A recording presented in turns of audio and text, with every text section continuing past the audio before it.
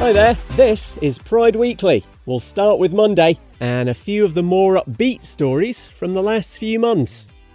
Now, this podcast's not usually the place you'd hear about a new Will Ferrell film, but the actor made a documentary about his friend of 30 years, Harper Steele, who came out as a trans woman in 2022.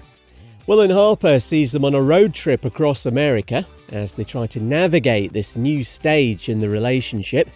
The pair spoke to The Hollywood Reporter, and Will explains why he wanted to make the documentary. For me to learn, ask all the questions that I have, who you are, have you changed?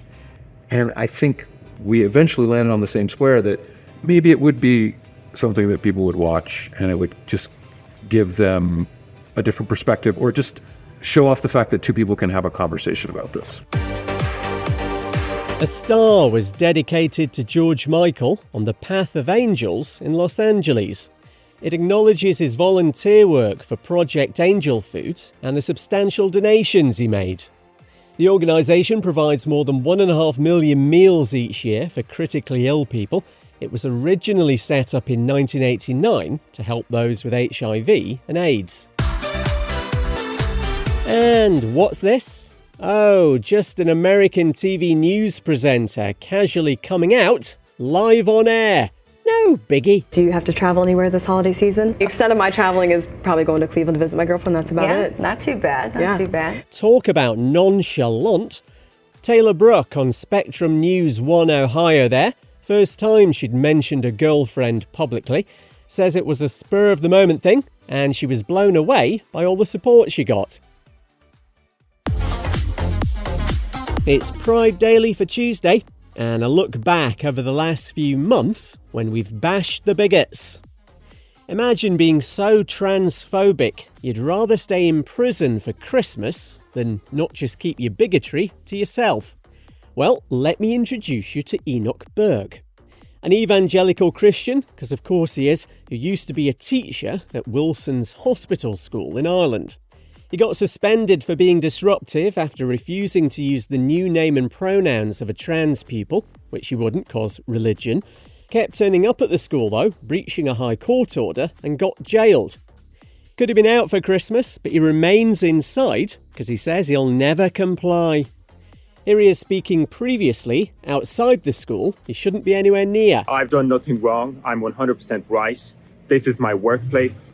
I have a religious belief. I have a right to exercise that. I did exercise that. I have a right not to be forced to accept transgenderism, to deny my conscience and to lead children really down a destructive path.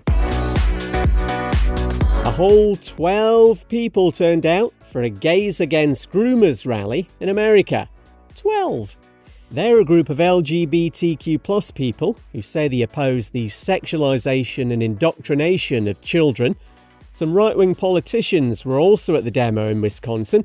One held up a sign saying, "Groom dogs, not kids." Alexa, play Bigoted Culture War BS, please. And what's worse than a gay kiss on live TV? Yes, that's right, an interracial gay kiss on live TV. It was broadcast during coverage of the New Year's celebrations in Times Square, New York. Knuckle draggers went into meltdown, of course, calling it woke, sickening, and staged indoctrination. Reports it left a number of right-wingers with PTSD can't be confirmed. It's Pride Daily for Wednesday. Well, Lockyer held off booking that summer holiday in Basra. Iraq's passed a law, so gay sex will get you 10 to 15 years in prison. It would have been the death penalty, but there was pushback from other countries. Also looking at jail time just for being transgender and promoting homosexuality. As of last summer, the media there is actually banned from using that word, homosexuality. They have to say sexual deviance instead. Here's a bit more context from Vice News. In recent years, religious leaders have repeatedly called on their followers to combat what they perceive to be a Western influence that has infiltrated Iraqi society. LGBTQ flags has been burned at recent rallies galvanized by calls from religious leaders, and gay and queer people regularly face violence and threats. Doctors carrying out gender reassignment surgery will also be jailed under the new law, as will men who intentionally act like women. The regular pods had a couple of days off, so here's a few things you might have missed. Could see transgender hospital patients in England barred from single-sex wards. They get their own room instead. The British Medical Association says the government plans could limit access to healthcare for trans and non-binary people. You might remember back end of February, the Czech Parliament agreed to give more rights to same-sex couples. Well, that's now been signed into law. No gay marriage or full adoption rights for queer people, though. A memorial service has marked the 25th anniversary of a nail bomb attack at a gay bar in London. 3 people were killed in 1999 at the Admiral Duncan, 79 were hurt. And hate crime laws have been expanded in Queensland and Australia. There's specific protections covering gender-diverse, non-binary and intersex people for the first time, plus tougher punishments for dead-inside knuckle-draggers who attack on the basis of someone's sexuality, race or religion. It's Pride Daily for Thursday.